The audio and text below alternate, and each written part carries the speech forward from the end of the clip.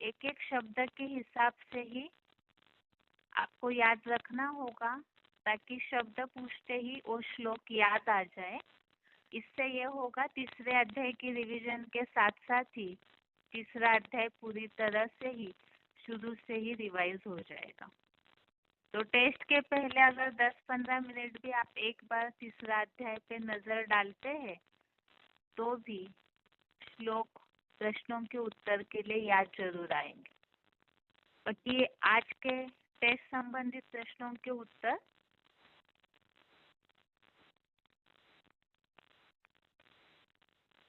पहला 9वें अध्याय का 10वां श्लोक, अध्याय 9 का श्लोक नंबर 10,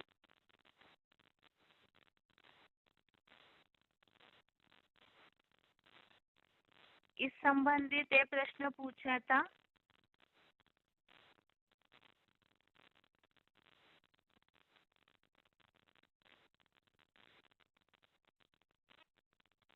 उल्टी सीढ़ी चढ़ना अर्थात क्या? तो यहाँ जो फुटनोट है इस श्लोक का, इसमें जो बात आई है कि अभी सबको नंबरवार योग बल से 84 के चक्र में उल्टी सीढ़ी चढ़नी ही पड़ेगी। तो गिरे क्यों है, पतन किस कारण हुआ है, उसके बारे में भी इस बात में उल्लेख है।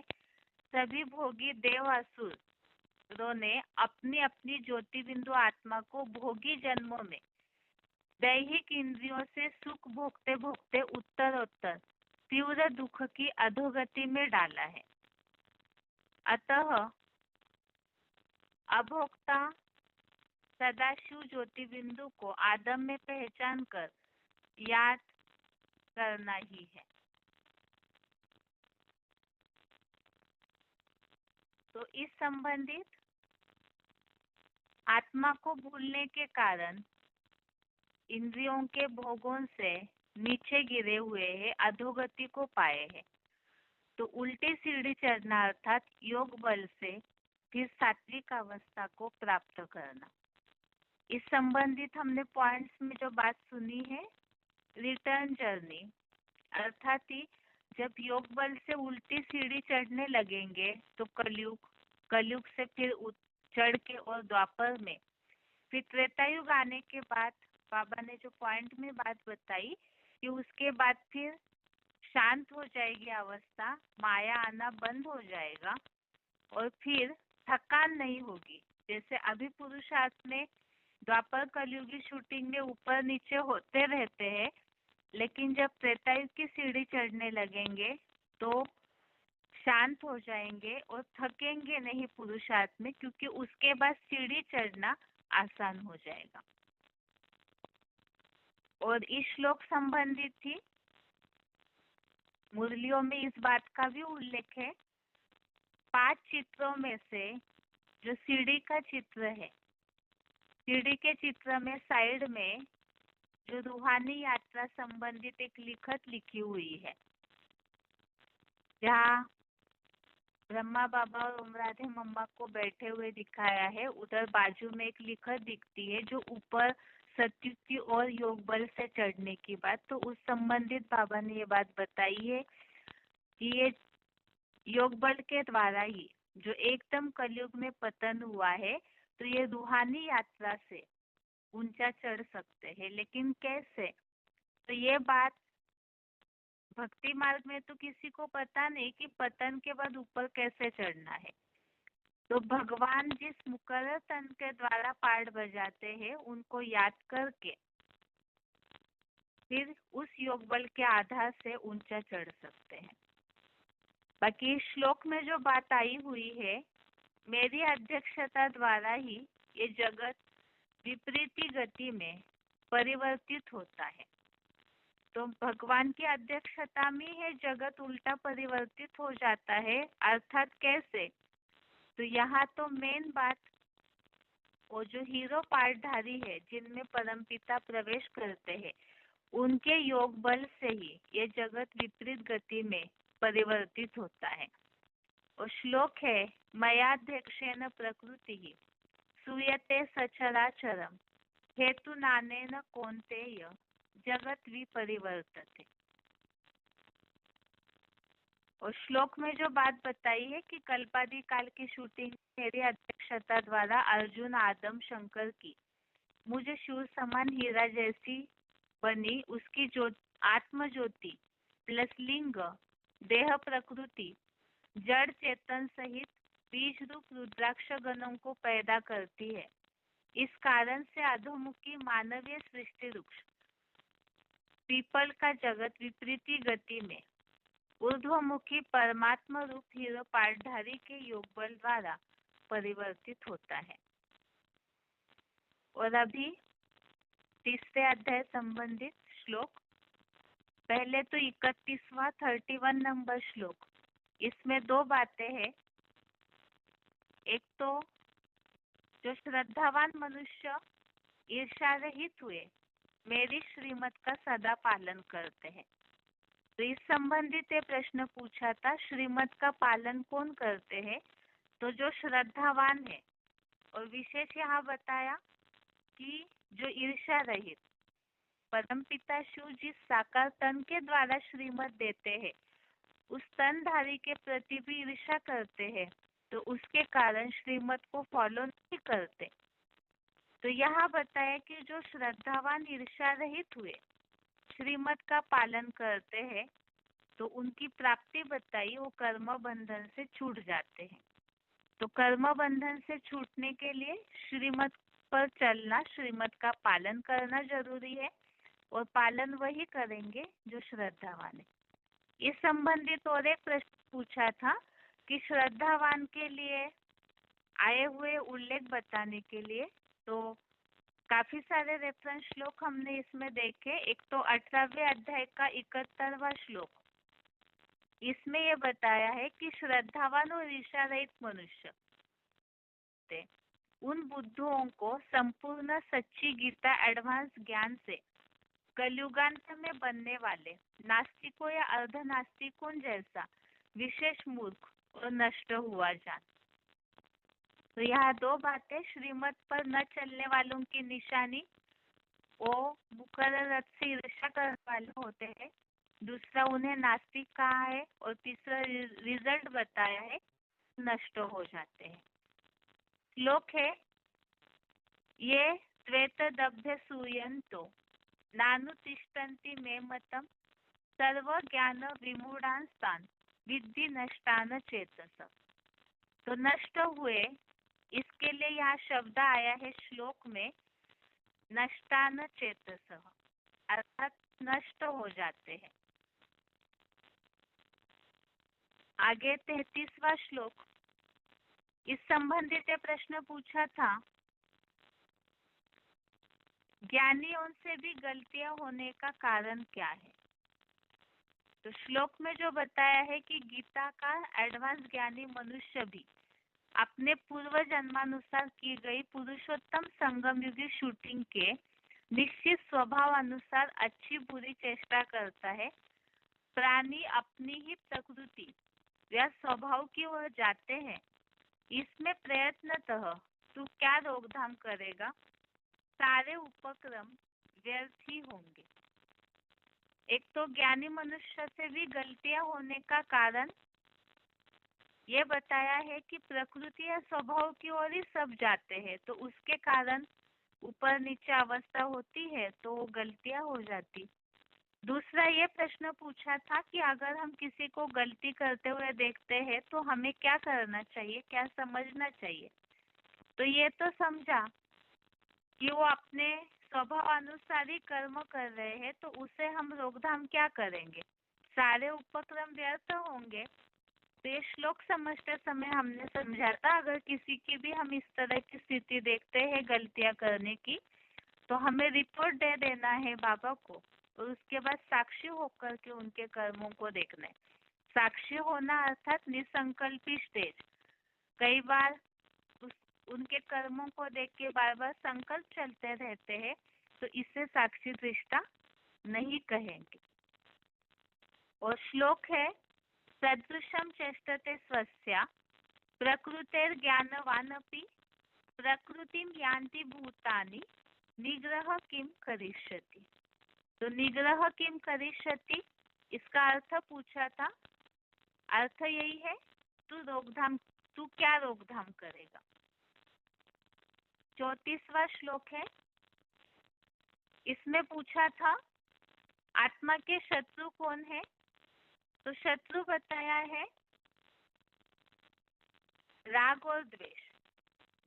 और इस संबंधित भगवान ने क्या बात बताई है। तो इस श्लोक में जो बताया है कि भोग वाली इंद्रिय का राग और द्वेष उस इंद्रिय के विशेष इंद्रिय के विषय भोग में होता है। उन दोनों राग द्वेष के वश में ना आए क्योंकि वे दोनों इस आत्मा के शत्रु है।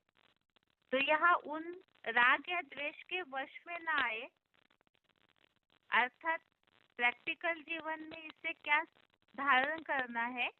तो इस संबंधित श्लोक समझते समय जो बात हमने समझी थी, इंद्रियों का जो राग द्वेष है उनके इंद्रियों के विषय भोगों में, जैसे आंखों से देखते हैं तो आंखों के द्वारा जो देखने का कर्म है उसमें राग अर्थात आसक्ति। तो आंखों से जो भूलें होती है, बार बार क्रिमिनल आई बनती रहती है, तो राग हो गया। और द्वेष अर्थात किसी को भी हम घृणा से देखते हैं या तो देहभान की नजर से देखते हैं, किसी के प्रति वैध संकल्प चलते हैं उस नजर से देखते हैं, तो द्वेष। तो ये इस इंद्रिय के उस विषय भोग के वश में न आए, इसमें भी जो बताया है, जो मुरलियों में बाबा बताते हैं कि बिल्कुल याद की स्टेज हो, आत्मा के अलावा हमें कोई भी व्यक्ति विशेष दिखाई न दे, जिनको भी देखे आत्मिक दृष्टि से देखे, तो राग और द्वेष के वश में न आए अर्थात उस इंद्रिय के लिए जो श्रीमत दिया है वो तुरंत याद आना है। जैसे कानों से बुरा न सुनो, वाणी से बुरा न बोलो, तो हर इंद्रिय के लिए ही राग द्वेष के वश में न आए क्योंकि ये दोनों भी आत्मा के शत्रु है, क्योंकि अवस्था को ऊपर नीचे करते हैं। इसीलिए जो यहाँ रेफरेंस श्लोकों में बताया उदासीन वदासीन समत्वम योग उच्चते, अर्थात साक्षी होकर के बैलेंस वाली स्टेज होनी चाहिए। श्लोक है इंद्रिय से इंद्रियस्यार्थे राग द्वेषो व्यवस्थितो तयोर्न वशमागच्छेत् तो रस्य परिपंथिनो। और अभी जैसे क्लास के शुरू में ही बात बताई थी,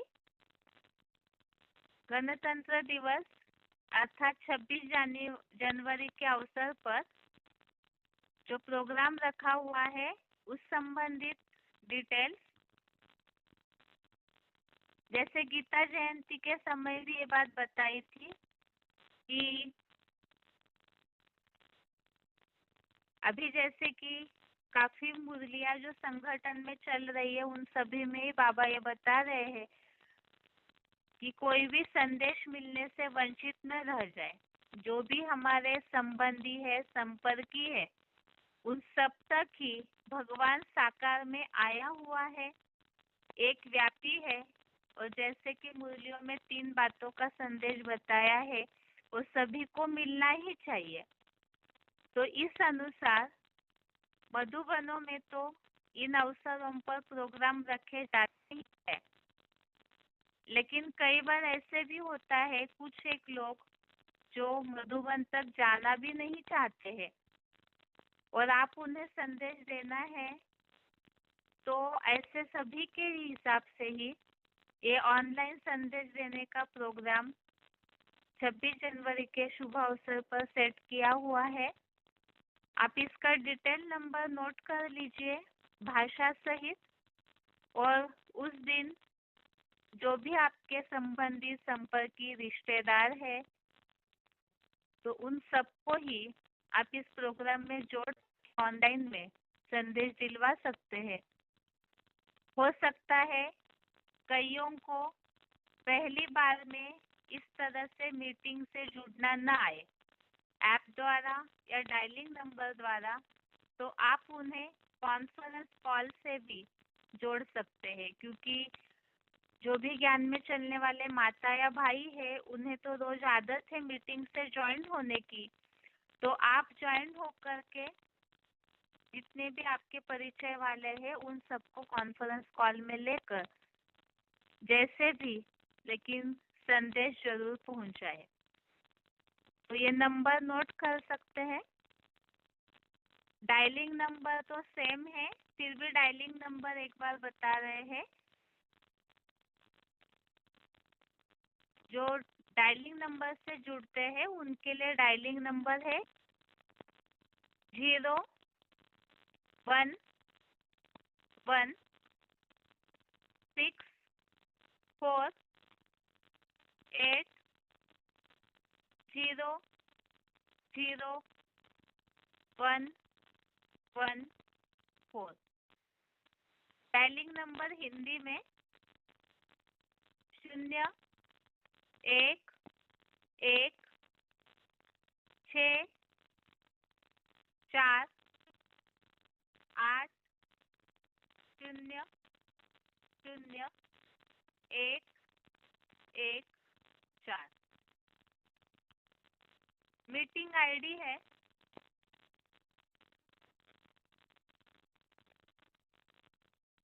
251525268881। जो डायलिंग नंबर से जुड़ेंगे वो लोग हैश लगाए, और जो स्मार्टफोन से जुड़ते हैं उन्हें हैश लगाने की आवश्यकता नहीं है। मीटिंग आईडी हिंदी में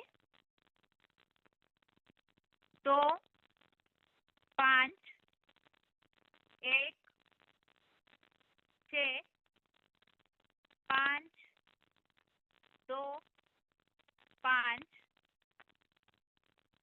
6 8 8 1। पासवर्ड है 262024। डायलिंग नंबर वाले हैश लगाए और ऐप द्वारा जुड़ने वाले हैश न लगाए। पासवर्ड हिंदी में 2 6 2 0 2 4।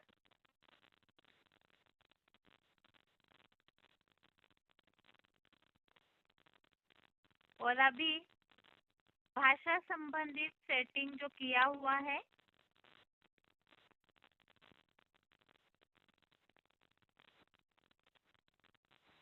तेलुगु 24 जनवरी, तेलुगु भाषा वालों के लिए 24 जनवरी। समय सभी भाषाओं के लिए ही रात को 8 से 9 बजे तक, सभी भाषाओं के लिए ही समय रात को 8 से 9 बजे तक है। तेलुगु के लिए 24 जनवरी, कन्नड़ भाषा के लिए 25 जनवरी, कन्नड़ भाषा 25 जनवरी, हिंदी के लिए 26 जनवरी, हिंदी भाषा के लिए 26 जनवरी, अंग्रेजी के लिए 27 जनवरी, इंग्लिश के लिए 27 जनवरी, बंगाली भाषा के लिए 28 जनवरी, बंगाली भाषा 28 जनवरी, तमिल भाषा 29 जनवरी, तमिल भाषा 29 जनवरी, मलयालम के लिए 30 जनवरी, मलयालम के लिए 30 जनवरी, मराठी के लिए 31 जनवरी, मराठी भाषा के लिए 31 जनवरी। इस संबंधित और कोई डिटेल्स चाहिए तो जो जनरल नंबर है किताबों पे लिखा हुआ 9891370007, इस नंबर पे आप बात कर सकते हैं। और इसके अलावा स्टेटस पे भी ये डिटेल डला हुआ है, आपके पास लिंक मिल जाएगी तो आप वो लिंक भी शेयर कर सकते हैं। इस तरह से जितना हो सके आप अपने जितने भी संबंधी संपर्क की जान पहचान के जितने भी नई आत्माएं हैं तो उन सबको ही संदेश जरूर दीजिए, क्योंकि हम जितने ज़्यादा लोगों को संदेश देंगे उतना जल्दी हम शिव बाबा की प्रत्यक्षता के लिए मददगार बनेंगे। इस तरह से अनाउंसमेंट पूरी हुई। आज के टेस्ट के प्रश्नों के उत्तर भी पूरे हुए और आज के लिए गीता क्लास यहाँ तक ही। Om Shanti.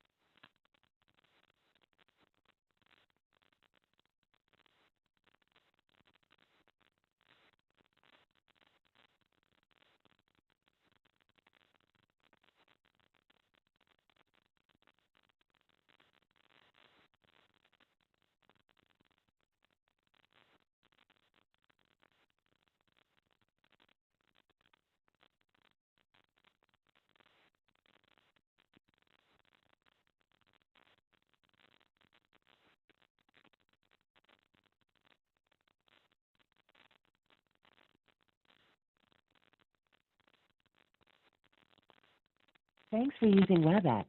Visit our website at www.webex.com.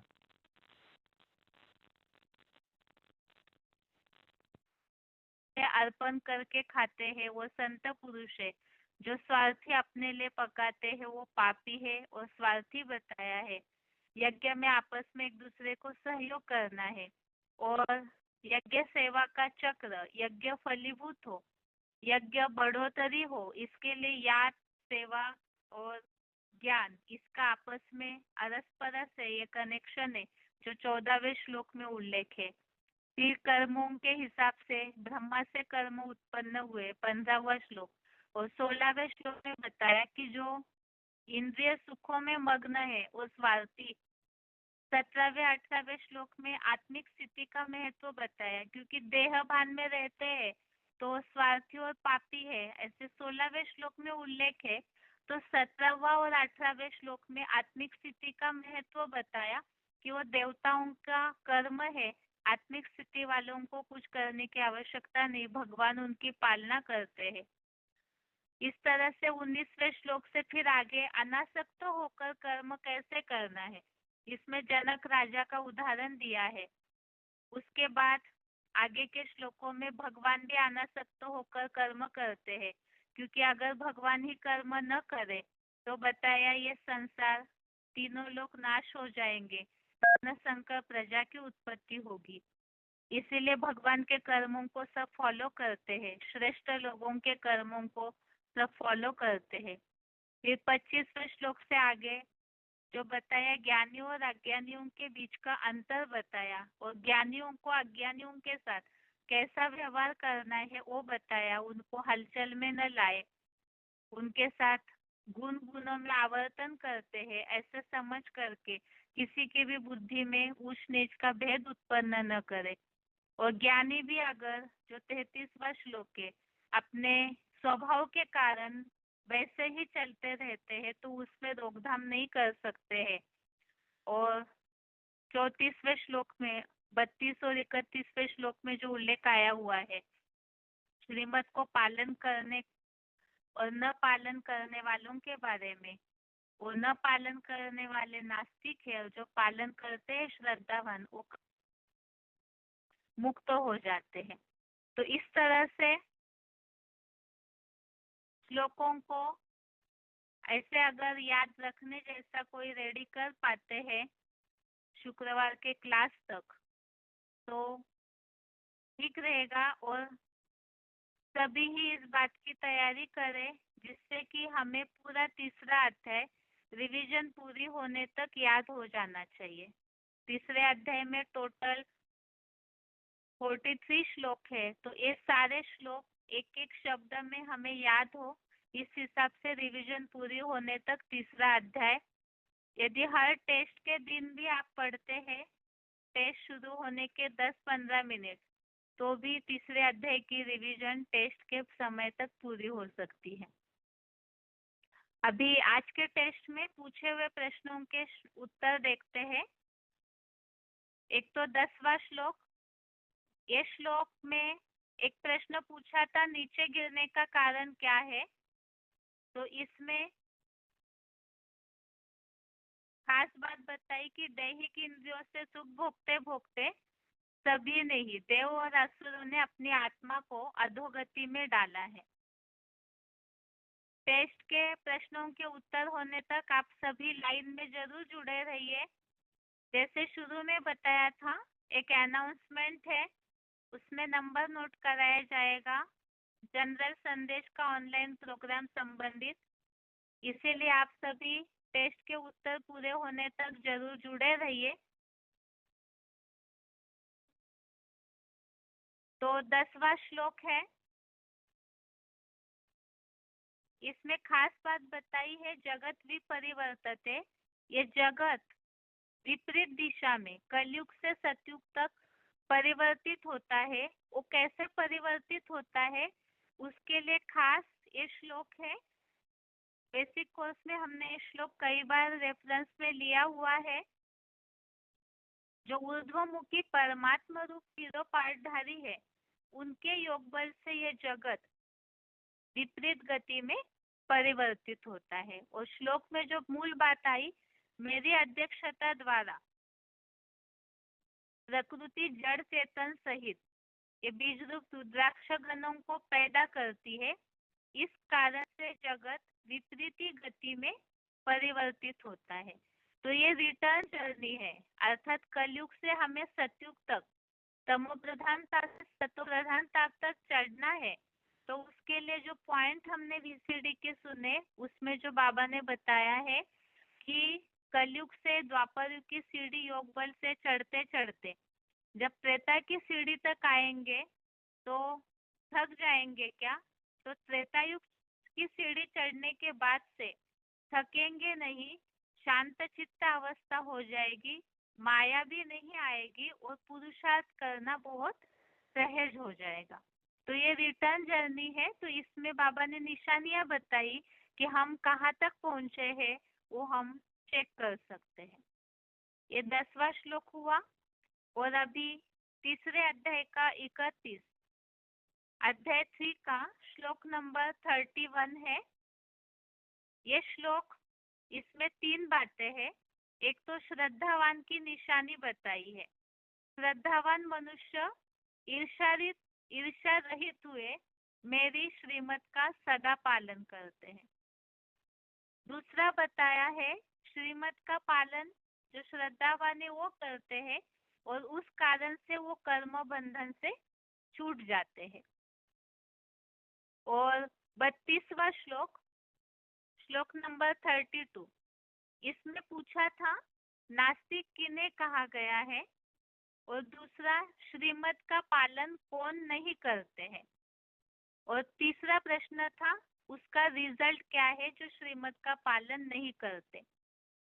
तो पहली बात तो नास्तिक या अर्ध नास्तिक किन्हें कहा है, जो मुकर्रर अर्थ से ईर्ष्या करने वाले लोग मेरी इस श्रीमत का ठीक से पालन नहीं करते, तो उन बुद्धुओं को संपूर्ण सच्ची गीता एडवांस ज्ञान से कलयुगांत में बनने वाले नास्तिक को या अर्ध नास्तिक कौन जैसे विशेष मूर्ख और नष्ट हुआ जान। तो जो ईर्ष्या करते हैं पहचानते नहीं है और दूसरा पहचान कर भी ईर्ष्या करते हैं, तो ऐसे श्रीमत का पालन नहीं करेंगे तो उनको नास्तिक या अर्धनास्तिक कहा गया है और वो नष्ट हो जाते हैं। इसके बाद 33वां श्लोक, श्लोक नंबर 33, इसमें यह प्रश्न पूछा था कि ज्ञानियों से भी गलतियां होने का कारण क्या, या दूसरा प्रश्न यह भी पूछा था प्रकृति या स्वभाव का असर मनुष्यों पर दिखता कैसे है और उसके बारे में हमें कैसी स्थिति अपनानी चाहिए, कैसे रहना चाहिए। तो इस 33वें श्लोक में है कि गीता का एडवांस ज्ञानी मनुष्य भी अपने पूर्व जन्मानुसार की गई पुरुषोत्तम संगमी शूटिंग के निश्चित स्वभाव अनुसार अच्छी बुरी चेष्टा करता है। अर्थात ज्ञानी भी अपना जो उनका शूटिंग नून है आत्मा में, इसके पहले ही देखा कि गुण गुणों में आवर्तन करते हैं, तो उस कारण से ज्ञानी भी अपने स्वभाव की ओर ही जाते हैं। प्रकृति या स्वभाव जिसे नेचर कहते हैं लोग, तो इसमें रोकथाम क्या करेंगे, सारे उपक्रम व्यर्थ होंगे। अर्थात जिनका जो स्वभाव है उसी अनुसार वो कर्म करेंगे, इसमें रोक नहीं सकते हैं। लेकिन जैसे कि पहले श्लोकों में उल्लेख हमने देखा, ऐसे समय में साक्षी दृष्टा होकर के सबके कर्मों को देखना है, एक या दो बार अलर्ट करके। उसके बाद साक्षी दृष्टा अर्थात हमें कोई भी संकल्प नहीं चलाने हैं। और आगे 34वां श्लोक नंबर 34 है, इसमें यह प्रश्न पूछा था राग और द्वेष का रहने का स्थान कौन सा है। श्लोक में जो उल्लेख आया है इंद्रिय का राग और द्वेष उस विशेष इंद्रिय के विषय भोग में होता है। इंद्रिय का विषय भोग अर्थात उन इंद्रियों का कर्म, जैसे आँख है तो आँखों के द्वारा देखना ये उसका कर्म हुआ, और उस इंद्रिय से भोग लेना अर्थात देखने से सुख भोगना या दुख भोगना, ये दोनों भी उस इंद्रिय के विषय भोग में है। तो उन दोनों राग और द्वेष के वश में ना आए। तो जैसे आंखें है, आंखों से किसी को अटैचमेंट पूर्वक भी देखा जाएगा, किसी को घृणा से क्रोध से भी देखा जाएगा। तो इसीलिए कानों से अच्छी बातें भी आसक्ति पूर्वक सुनी जाती है, और द्वेष के कारण घृणा के कारण भी किसी की बातें सुनी जाती है, निंदा सुनना। तो इस तरह से ये दोनों के भी वश में ना आए, क्योंकि वे दोनों ही इस आत्मा के शत्रु हैं। तो इसीलिए ही यहाँ रेफरेंस में जो श्लोक दिए हुए हैं समत्वम योग उच्यते, समान रहना, हर स्थिति में न्यूट्रल, साक्षी दृष्टा, सफलता असफलता में भी समान रहना। तो जो 14वें अध्याय का 23वां श्लोक भी हमने देखा था, उदासीन वदासीनम, तो इस अनुसार उदासीनवत कैसे रहेंगे, तो कैसी भी स्थिति परिस्थिति हो, लेकिन ये गुण गुणों में आवर्तन करते हैं ऐसे समझ करके जो हिलता डुलता नहीं है, वश में न आना अर्थात स्थिर रहना। तो इसके लिए ये श्लोक बताया कि इन दोनों के वश में ना आए, क्योंकि ये दोनों भी आत्मा के शत्रु हैं। तो ये आज के श्लोक टेस्ट के प्रश्नों के उत्तर हुए। और अभी अनाउंसमेंट, जो स्मार्टफोन से ऐप द्वारा जुड़े हुए हैं तो उनके फोन में स्क्रीन शेयर दिख रहा होगा, उसमें डिटेल्स दिए हुए हैं। अनाउंसमेंट इस प्रकार है कि जैसे गीता जयंती के समय भी ऑनलाइन संदेश देने का प्रोग्राम रखा हुआ था, इसी तरह से 26 जनवरी अर्थात गणतंत्र दिवस के अवसर पर फिर से जनरली ऑनलाइन संदेश देने का प्रोग्राम रखा हुआ है। अभी की लेटेस्ट संगठन की मुरलियों में हम हमेशा इस बात को सुन रहे हैं, जो बाबा ने बोला है कि कोई भी उल्लंघना न दे कि हमें संदेश नहीं मिला, आपने हमें क्यों नहीं बताया। तो जो भी हमारे संबंधी, रिश्तेदार, मित्र, संबंधी, परिचय वाले हैं, संपर्की है, जिनको भी आप जानते हैं, ऐसे हर एक आत्मा तक ये संदेश पहुंचाना है कि शिव बाबा साकार में आया हुआ है, गीता का भगवान कौन है, और वो प्रैक्टिकल में अभी गीता का ज्ञान दे रहे हैं। क्योंकि जब प्रत्यक्षता होगी तो कोई उल्लंघना न दे। इसीलिए ही ऐसे भी होता है कि मधुबनों में प्रोग्राम तो रखा जाता है, लेकिन कई लोग दूर जाना नहीं चाहते हैं, उस स्थान तक जाना नहीं चाहते हैं, तो उन सबके लिए ऑनलाइन संदेश का ये प्रोग्राम है। तो आप नंबर नोट करके रखें। जो डायलिंग नंबर से जुड़े हुए हैं उनको नंबर अभी नोट करवाएंगे। उसके अलावा अभी जो नंबर नोट करवाया जा रहा है, फिर भी अगर किसी को कोई आशंका है तो जो जनरल नंबर है 9891370007, किताबों पे ये नंबर दिया हुआ है, इस नंबर पे कॉल करके आप डिटेल जानकारी ले सकते हैं। इसके अलावा ये स्टेटस पर भी ये डिटेल प्रोग्राम का डाला हुआ है। इसका वेबएक्स ऐप का लिंक भी मौजूद है, आप लिंक भी शेयर कर सकते हैं।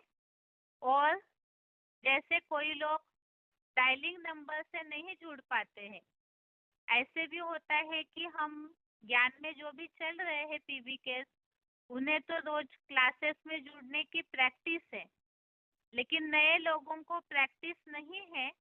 तो ऐसे समय में आप खुद ऑनलाइन उस दिन जुड़ करके बाकी जो भी ऐसे संदेश जिन्हें देना चाहते हैं, आप उन्हें कॉन्फ्रेंस कॉल में ले सकते हैं। और अभी आगे प्रोग्राम का डिटेल, डायलिंग नंबर वालों के लिए नंबर है, आप इसको नंबर नोट कर लीजिए। और इसके अलावा डायलिंग नंबर है 0114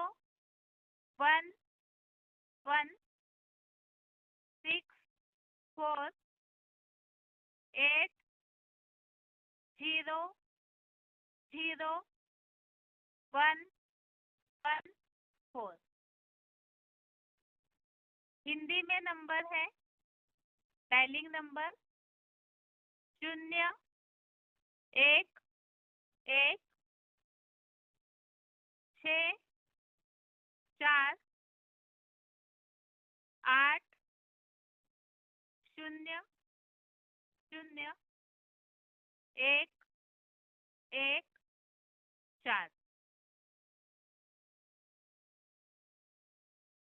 मीटिंग आईडी है 2521625881। डायलिंग नंबर वाले हैश लगाए इस नंबर के आगे मीटिंग आईडी के, और जो ऐप द्वारा जुड़ेंगे उन्हें हैश लगाने की आवश्यकता नहीं है। मीटिंग आईडी नंबर हिंदी में 2525252881 हैश। पासवर्ड है 262024 हैश। डायलिंग नंबर वाले हैश लगाएं और ऐप से जुड़ने वालों को पासवर्ड के आगे भी हैश लगाने की आवश्यकता नहीं है। पासवर्ड हिंदी में 262024 हैश। ये तो नंबर है। और इसके अलावा भाषाओं के संबंधित डिटेल्स, भाषाओं के लिए सारी भाषाओं का समय है और रात को 8 से 9 बजे तक का है। सभी भाषाओं के लिए समय रात को 8 से 9 बजे तक के लिए। और अभी भाषा है तेलुगु के लिए 24 जनवरी तेलुगु भाषा का जनरल संदेश प्रोग्राम, 24 जनवरी कन्नड़ भाषा के लिए 25 जनवरी कन्नड़ा भाषा, 25 जनवरी हिंदी के लिए 26 जनवरी हिंदी भाषा, 26 जनवरी अंग्रेजी के लिए 27 जनवरी इंग्लिश, 27 जनवरी बंगाली के लिए 28 जनवरी बंगाली के लिए 28 जनवरी तमिल के लिए 29 जनवरी तमिल के लिए 29 जनवरी मलयालम के लिए 30 जनवरी मलयालम के लिए 30 जनवरी मराठी के लिए 31 जनवरी मराठी के लिए 31 जनवरी। इस तरह के ये सभी भाषाओं का शेड्यूल है। तो आप जिन्हें भी जानते हैं तो इन सब भाषाओं से जुड़े हुए दिन पर उन सभी को, जो भी नए लोग हैं, उन्हें जोड़ सकते हैं। इस तरह से ये अनाउंसमेंट और आज के टेस्ट के प्रश्नों के उत्तर के साथ आज का गीता क्लास यहाँ पूरा होता है। Om Shanti.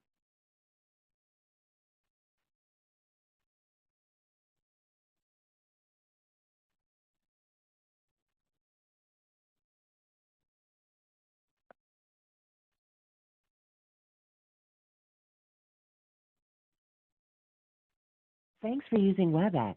Visit our website at www.webex.com.